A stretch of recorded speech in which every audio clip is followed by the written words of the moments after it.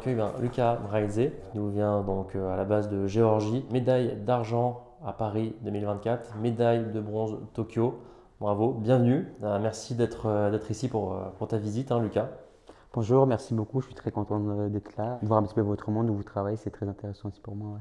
Merci. Parcours un peu particulier. Toi, tu me dis si j'ai tort, tu es arrivé en France quand tu avais 12 ans, à la suite donc, de Géorgie, en pleine guerre d'Ossétie du Sud, donc contexte vraiment particulier. Ensuite, donc direction la Normandie, directement. Je suis parti de Géorgie, Géorgie. juste après la guerre Ouais. d'Ossétie en Géorgie. C'était pas l'un des raisons de départ, mais voilà, mes parents ils ont fait le C'était le choix de contexte. venir Ouais. partir de Géorgie. On est arrivé en Pologne d'abord, D'accord, ok. avant de venir vivre en France. Donc j'ai vécu un petit peu là-bas. Et puis après, des Pologne, on est arrivé en France, d'abord à Paris, Ok. en région parisienne, où je suis resté quasiment un an. Et Ouais. puis après, avec mes parents, on a déménagé en Normandie. Ok. Et puis après, j'ai fait mon parcours en Normandie. J'ai été une année au Havre, Ouais. où mes Ok. parents vivent actuellement et toujours. Et puis après, je suis rentré en sport-études à Rouen, où j'ai passé mes 3 ans. Et puis après mes 3 ans, je suis monté à Paris pour intégrer l'équipe de France Ok. de Et judo. judo, ça a toujours été le sport de prédilection? Tu as directement commencé avec le judo ou tu as fait d'autres sports à côté en même temps, avant? Quand j'étais enfant, j'ai fait de la natation, Ouais. j'ai fait un peu de basketball. Ouais. Rigolez pas, J'ai rien dit. J'ai rien dit, ok. ça n'a pas duré longtemps. Mais natation, j'ai fait un peu plus longtemps. Et puis après, j'ai découvert le judo. Déjà, la Géorgie, c'est un pays où Grande ils aiment nation de judo, ouais. c'est ça, Hmm. ils aiment la lutte, où ils aiment le judo. Et puis, c'est surtout en 2004 où j'ai été vraiment inspiré par les judo. Il y a un judoka géorgien qui était devenu champion olympique. Et puis, Mhm. ça m'a donné envie de faire du judo aussi. Et mon père, il m'a ramené dans un club. Et j'ai démarré le judo. Et puis, j'ai tout de suite accroché. J'ai tout de suite commencé à faire des compétitions. Et puis, Ah ouais, tout de suite. Donc ça a aujourd'hui, perfait, tu t'es dit, ouais. j'ai trouvé mon sport, là, ça y J'ai est. trouvé mon sport, c'est Ouais. là où je me sens bien, c'est là où je prends du plaisir. Et puis là, jusqu'à aujourd'hui, je fais du judo et puis je m'en lasse pas quoi. D'accord. Est-ce que là, tu vis totalement du judo à 100% ou est-ce que tu as un travail aussi à côté ou ça n'a pas toujours été le cas? Ça pas, aujourd'hui, je fais que mon sport, j'ai de la chance de faire que mon sport. Ouais. Donc ça, c'est important vraiment pour performer au plus haut niveau. Mais comme tout le monde, au début, j'étais pas numéro un de ma catégorie dans mon sport. Bah, du coup, au début, quand je suis monté à Paris, il fallait que je gagne ma vie. Mhm. Du coup, j'ai commencé à travailler dans les écoles. J'ai les différents diplômes pour faire de l'animation, Ok. pour donner des cours de judo. Donc, je travaille un peu à droite à gauche dans les écoles. En plus des entraînements à C'est ça, en côté. plus des Ok. entraînements. Donc, au début, c'était pas facile parce que j'étais fatigué quand j'arrivais à l'entraînement parce que juste avant, j'avais travaillé. Mhm. Mais il faut passer par là. Et puis, petit à petit, j'ai commencé vraiment à intégrer l'équipe de France, à devenir un numéro 3, un numéro 2. Et puis aujourd'hui, j'en suis là. C'est beau ça, c'est beau. C'est vrai qu'on a l'impression qu'il y a toujours ce moment charnière où il y a beaucoup d'athlètes qui ont le choix soit se mettre 100% dans le sport et quand même avoir un travail à côté avec les risques de fatigue, comme tu as eu, potentiellement de blessures, pour espérer pouvoir vivre de leur sport, quoi. Donc ça nécessite, je présume, des sacrifices, littéralement d'heures de sommeil, sûrement. Du temps, là, t'as pas trop le temps de t'amuser ou de faire d'autres choses que de travailler et t'entraîner en fait. C'est un peu ta vie pendant un moment ça. Comme tu dis, il y a des sacrifices à Ouais. faire quand on est sportif donné. On ne peut pas mal manger, on ne peut pas se permettre Mm. de se coucher tard. Donc, on doit être réglé comme une horloge, Ouais. je dirais. Donc, Discipliné quoi. discipliné, c'est obligé de Ouais. respecter tout de A à Z si on veut performer. Parce que si on ne respecte pas tout ça, déjà, on ne peut pas performer. Et puis, on a un risque de se blesser aussi. Ouais, bien sûr. Donc, c'est important. Tout est important en fait. Ouais, donc c'est-à-dire le sommeil, l'hydratation, l'entraînement, L'alimentation et puis les compléments, tout quoi. Tu dois vraiment. complément, puis la rééducation aussi. En fait, le judo, c'est un sport qui est très complet. Tu ne peux pas être juste être fort physiquement, en fait. Il faut du Technique, mental, il faut être mental. physique, il faut être technique aussi. Et en fait, il faut avoir un peu, à peu près toutes les capacités physiques, que ça soit physique ou cognitive, en fait. Ouais. Donc, Ouais, tu peux pas être c'est en un mode gros sport. bourrin Non, seulement. Non, ça marche pas. non, Ça ça peut marche pas. passer, mais Donc, c'est un peu risqué. c'est un Ouais. sport qui est très complet. Ouais. Tu as un préparateur mental justement pour tout ce qui est justement psychologique, préparation avant, pendant, après? J'ai eu un préparateur Ouais, mental, une préparatrice mentale à un moment.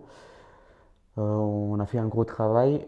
C'était une période où je ne faisais pas forcément des résultats parce que je ne connaissais pas déjà bien mon corps, je ne me connaissais pas hmm, bien. Donc j'étais un peu perdu. Je ne prenais pas forcément du plaisir dans mon sport. Et grâce à ce travail, j'ai retrouvé le plaisir à pratiquer mon sport. En fait, j'étais tellement focus dans mon sport que en dehors de mon sport, je ne faisais pas grand-chose en fait. ah Et d'accord, du c'était vraiment coup, ta vie quoi. c'était Ouais. vraiment ma vie. Et en fait, j'étais un peu triste, j'étais pas forcément très heureux. Et puis, les résultats, ça ne suivait pas forcément. Mhm. Et du coup, j'ai appris à me connaître et j'ai appris à faire aussi autre chose que le judo. Et c'est là où j'ai retrouvé le plaisir à repratiquer du judo. Ah, quand Et il y a c'est eu là quelque où, chose d'à côté et c'est que, ça. ok. Et c'est là où je commençais aussi à faire des résultats. Donc, c'est bien, il faut être focus, Mhm. mais tu peux pas arrêter de vivre et tu peux pas faire que du judo en fait. Tu es obligé de s'intéresser à autre chose, faire les études ou faire une activité, quelque chose qui te fait du bien en dehors C'était des quoi judo, ouais. l'autre chose à côté? C'est une chose en particulier ou c'est un ensemble de choses? Moi, je veux dire, c'est l'ensemble des choses. Je veux Ouais. dire que j'allais pas souvent peut-être voir ma famille. Je Mhm. m'enfermais un peu sur moi-même. Et puis, je passais pas beaucoup de temps avec mes amis. Pareil, je m'enfermais aussi. Donc, c'était ça un peu. Donc l'entourage a eu Ouais, l'entourage un avait gros un impact gros pour toi. impact. Et Ouais. puis, à découvrir des choses, à sortir plus. Quand je dis sortir, pas forcément faire la fête et tout, parce qu'on ne peut pas se Ouais, mais se permettre. balader, que ce soit dans Mais la aller se ville, balader, ok. voilà. Bouger. Manger une glace avec des amis, aller au cinéma, voilà. Donc un côté Des choses tous social les jours de la vie, qui est ouais. important psychologiquement Ouais. et qui a eu un impact direct sur tes performances. Donc en fait, c'est pas en mode tryhard à fond le sport, parce que c'est presque contre-productif, mais prendre un peu de temps pour du social, voir des amis, se balader, manger une glace, Oui.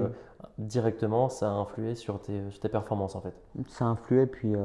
voilà. Et puis j'ai aussi changé un peu le mode d'entraînement Ouais. parce que en fait, je m'écoutais pas, j'écoutais pas mon corps. C'est là aussi où j'avais beaucoup de blessures. J'avais la tête baissée et puis je disais tout de A à Z comme je disais de faire. Ok. Mais Sans t'écouter toi. sans m'écouter moi et sans écouter surtout mon corps. Mhm. Et c'est là où des fois j'arrivais en compétition, j'étais tellement fatigué et en fait je prenais pas de plaisir en compétition. Ok. Et puis du coup ce côté-là j'ai beaucoup progressé aussi, j'ai commencé à m'écouter et il y a des moments quand j'étais trop fatigué, je levais un peu le pied, Mhm. je me mettais un peu en retrait, je me reposais et puis du coup je me blessais moins. Et puis Et quand oui, j'arrivais en bien sûr. compétition, avant les compétitions, T'étais en forme. c'est ça, Ça joue j'étais en aussi. forme, j'étais pas blessé. Et puis comme j'avais levé un peu le pied avant les compétitions, j'arrivais avec de l'envie et puis pas cramer sur une compétition. Tout simplement. Ça paraît Oui, assez logique, mais en fait, je pense dans le monde du haut niveau, il y a beaucoup cette chose de toujours s'entraîner, se rentraîner, de pousser son corps en disant que ça va passer, et après arriver à l'échéance, on a vu beaucoup d'athlètes arriver complètement fatigués avec des grandes cernes, alors que c'était à ce moment-là qu'il faut performer, oui, pas avant, pas après. Et là, tu t'es écouté et ça a payé, hein. ça a payé. Ça Puis paye bien. c'est là où c'est important d'être bien accompagné aussi, Donc, ouais, tout ton avoir entourage. un bon entraîneur qui va bien planifier toute une saison entière Mhm. et du coup qui va te dire voilà, à ce moment-là, on va faire un gros travail. Tu vas beaucoup travailler, tu vas être beaucoup fatigué. Et puis à un moment, on va lever le pied justement pour récupérer et puis arriver les jours de ta compétition en forme.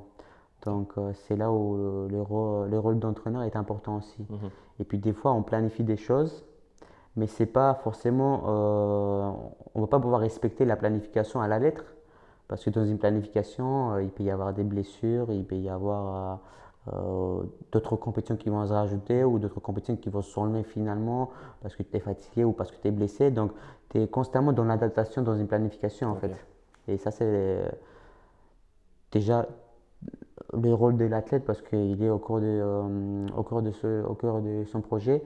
Mais des fois, le rôle d'entraîneur est important aussi parce que des fois, l'athlète, il ne se voit pas de l'intérieur qu'il est fatigué ou des fois, il se ment à lui-même. Et c'est là où l'entraîneur doit lui dire aussi, là, Lucas, tu es fatigué, tu arrêtes, tu prends une semaine, tu te reposes aussi, quoi. Ah, il doit vraiment bien Ouais, te connaître, connaître les signes, même si tu veux cacher ta fatigue, de oui, réussir à deviner, non, là, oui, il se force, il te force à t'arrêter un petit peu, quoi. oui. Et du coup, c'est un travail collectif, en fait. Mhm. Ouais, c'est un Un travail projet, d'équipe. ça se construit pas tout seul, ça se construit avec une équipe, en fait. Mhm.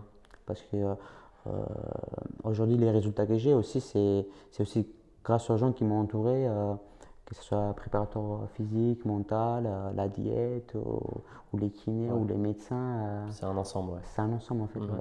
Il y a plusieurs leviers de Même si, ouais. performance et c'est tirer le maximum de ces leviers pour que ça fonctionne en fait, quoi. Oui, Tu peux pas tout miser sur le prépa ou tout miser sur les compléments, tout miser sur le psychologique, sur la technique. C'est vraiment un ensemble en fait. c'est un ensemble. Ouais, Tu es obligé d'avoir tout pour être performant, le plus performant possible. d'accord, ouais. Et là, par exemple, dans le cadre des jeux, est-ce que ton coach a prévu spécifiquement une préparation sur 4 ans ou est-ce que chaque année est préparée tout en sachant que la quatrième année, il allait avoir les jeux? Comment ça s'est passé cette organisation? Bah, déjà, 4 ans avant les jeux, on ne sait pas si on fait les jeux. Pas faux. Donc faut prévoir Parce qu'il faut être, potentiellement, mais oui, c'est pas sûr quoi. il faut prévoir, mais du coup, tu ne peux pas te dire non, moi je prépare les jeux, Et je mets tout de côté, c'est pas je mets possible. tout de côté parce que tu as les étapes à valider en fait. Mhm. Il faut que déjà tu sois numéro un français. Après, il faut que quand tu vas sortir à l'international avec d'autres concurrents français, il faut que tu fasses des meilleurs résultats que eux pour vraiment devenir numéro Ouais, un pour et vraiment que valider quoi. c'est ça, C'est ça. pour que ça soit toi qui représente la France au Mhm. jeu et pas un autre français parce qu'au judo c'est un représentant par pays et par catégorie. Donc tu ne peux pas te dire ouais je me prépare pour les jeux car alors d'abord il faut que tu prépares les championnats de France, d'abord après il faut que tu prépares peut-être les compétitions internationales. Donc tu D'accord. peux pas. Donc Dans c'est un des coin, étapes c'est ça. à Tu valider dois avant de valider les penser. étapes. Et Ok. puis la sélection, on n'apprend pas à 4 ans ou 2 ans ou Ouais, 3 ans à c'est l'avance. tard. Ouais. Là, moi, je suis bien à l'avance. Mhm. Mais d'autres, ils ont su seulement quelques mois avant le jeu. Donc d'abord, il faut que tu gagnes ta sélection, tu gagnes ta place. Mhm. Et puis après, les temps qui te restent, que ce soit 4 5 6 mois, bah, sur ces temps-là, tu prépares les jeux. C'est très court quoi. Oui, C'est des très fois très c'est court. court, des fois c'est moins court, donc Mhm. ça dépend de ta sélection. Parce que là, par exemple, la sélection pour l'équipe des France de judo, ils n'ont pas sorti en même temps en fait. Mhm. Ils ont sorti une partie, là Ouais. où ils étaient sûrs, et puis d'autres sélections, ils ont sorti plus tard parce qu'il y avait encore la concurrence qui était serrée en fait. D'accord, je comprends. Et est-ce que pendant ces dernières années, est-ce que, bon, je sais qu'il y a eu des moments de fatigue, il y a peut-être aussi des moments de doute, est-ce que, pas forcément chez 4 ans, même avant, il y a eu des moments où tu dis, je vais arrêter totalement le judo, ou est-ce que ça a toujours été sûr à 100%, mental d'acier jusqu'au bout, jusqu'à maintenant? Il y a toujours les doutes, il y a Ouais. toujours les hauts et les bas. Ça fait partie du sport de haut niveau Mhm. parce que en fait ça peut être freiné, une carrière de judoka ou une carrière de n'importe quel sportif, ça peut être freiné par beaucoup de choses en fait. Les problèmes, les blessures, ou encore les problèmes dans la famille, en fait, Bien sûr. ça peut, La vie, en fait, c'est ça, tout ce qui se passe. c'est ça tout ce qui se Mhm. passe autour de l'athlète, ça peut perturber la performance. Donc, j'ai jamais eu un moment où je me suis dit, ouais, je vais arrêter parce que j'y arrive pas ou je suis blessé. Euh, Parce que par exemple, après Tokyo, après 2021, j'ai eu une grosse blessure. Mhm. J'ai eu les croisés antérieurs. Et puis quand tu as cette blessure, souvent tu es éloigné des tatamis très très longtemps. Donc je me suis quand même éloigné des judo avant de reprendre les entraînements, la compétition en 9 mois. Donc pendant Ouais, c'est 9 long. mois, j'étais out. Et puis pendant ces 9 mois, il peut se passer beaucoup de choses. Il se peut que tu perds la motivation, tu perds de l'envie, ou il se peut que d'autres euh, concurrents français ils fassent des meilleurs résultats que Et toi, ouais, et toi qu'on t'oublie, et du coup en fait quand tu reviens, tu n'as plus ta place en fait. et Et ouais, parce que puis ça reste des compatriotes, mais ça reste aussi des ça concurrents. reste tes concurrents, Ouais. ouais. Et puis les places sont chères. Ouais. Si c'est pas toi, c'est un autre français, Mhm. donc parce que en France, le niveau de judo il est très élevé. On a des très bons judokas en France, donc c'est pas facile à gérer une grosse blessure comme ça et éloigné des tatamis aussi longtemps. Mais je me suis entouré des bonnes personnes qui m'ont accompagné, que ce soit au niveau de la tête ou au niveau de la rééducation. On a fait les choses intelligemment. Il y avait aussi mon préparateur physique qui était là derrière moi. Au début de l'opération, on n'est pas tout de suite parti comme des bourrins à se préparer parce qu'il Ouais, bien fallait sûr. souffler, il fallait soigner les genoux. Et puis en fait, on a fait les choses intelligemment. Et puis petit à petit, on a augmenté, plus on s'approchait de la reprise, plus on augmentait l'intensité Mhm. de préparation physique, l'intensité de travail et tout. Et en fait, dès que j'ai repris, j'ai réussi à performer. C'est parce que pendant ces 9 mois, Ça a été fait ça a intelligemment. été fait intelligemment parce que j'avais une bonne équipe autour de moi. D'accord.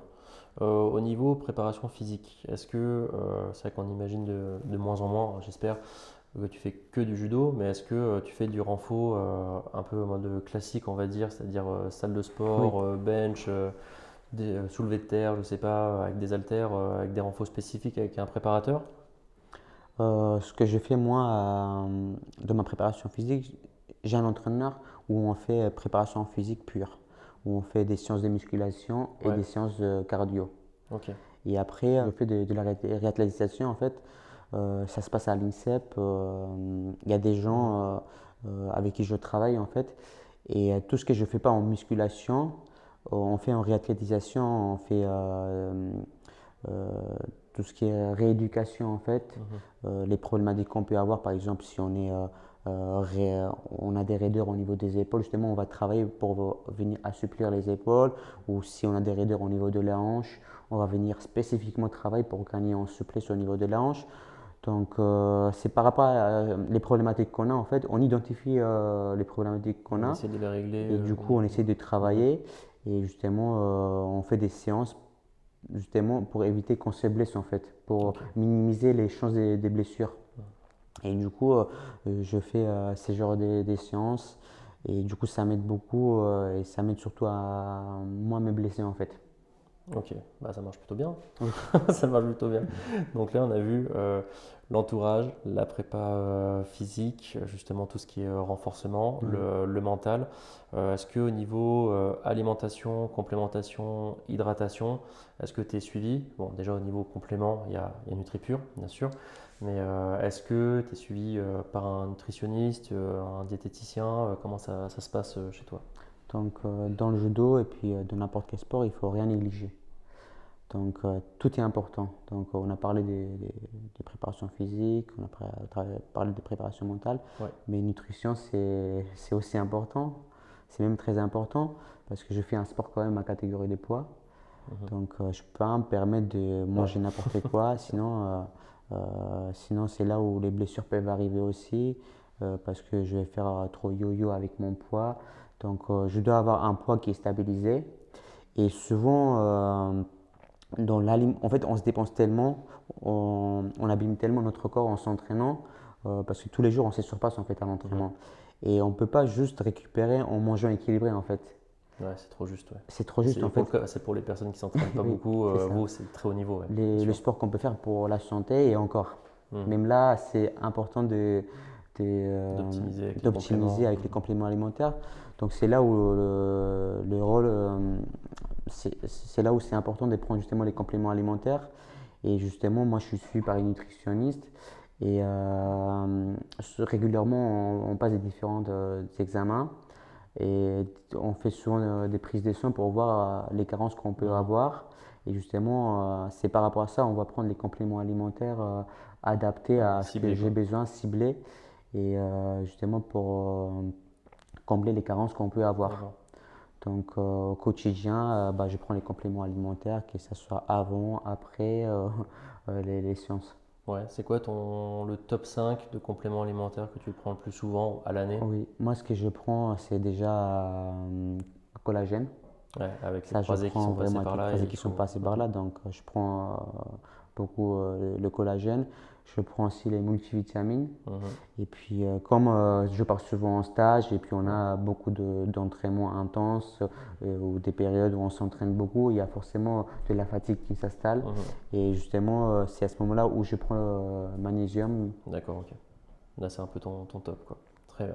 Voilà. Là, maintenant que la période très haute là, est passée très intense, qu'est-ce que tu as prévu? Vacances, continuer de s'entraîner, d'autres compétitions en tête, les trois en même temps? C'est quoi là? Qu'est-ce qui arrive? En fait, pendant toute l'Olympiade, j'ai quasiment pas coupé. Donc, même Hmm. quand j'avais j'avais des vacances de temps en temps. Ouais, Même à ce moment-là, je m'entraînais. ok. Donc au final, Un vrai champion, quoi. Là, à fond. mais on est obligé parce que si on arrête tout, Ouais, après on perd trop de temps à revenir. tu perds du Bah, temps. du Ouais. coup, en fait, tu perds trop vite. Hmm. C'est Je difficile comprends. de récupérer à aller à un niveau où tu es au top de ta forme, mais tu arrêtes un petit peu et puis en fait tu perds Ouais, ce très niveau, c'est. rapidement. Mhm.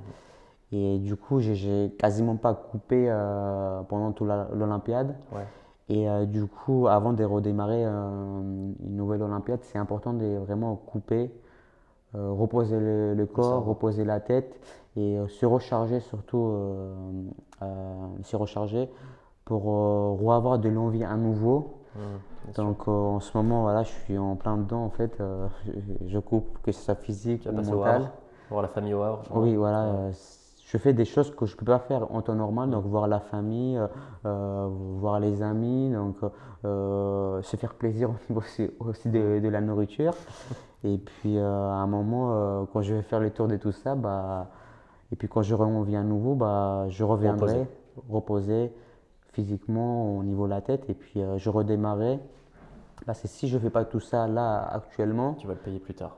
voilà, à un moment, je Mhm. vais avoir un commun au milieu de l'Olympiade et puis je vais avoir du mal à aller jusqu'au bout en fait. Je comprends. Ok. Donc c'est là où c'est important de faire une grosse coupure.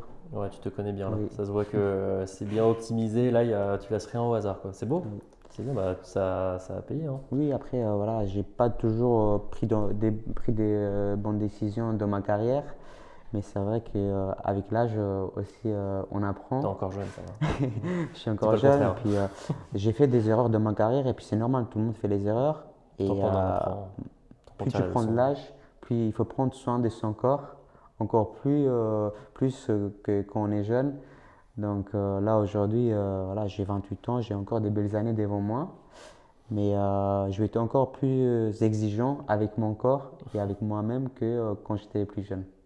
Je te comprends très très bien. Je comprends très très bien. Hâte de voir, toi, Lucas, les prochaines années, comment tu vas évoluer. Nous, on est en tout cas super heureux de t'accompagner pour tout ce qui est Merci. complément alimentaire. On est très heureux et très honoré de t'avoir encore avec nous dans la team. Encore merci de ta visite et puis bah, à bientôt, hein. Merci, à bientôt.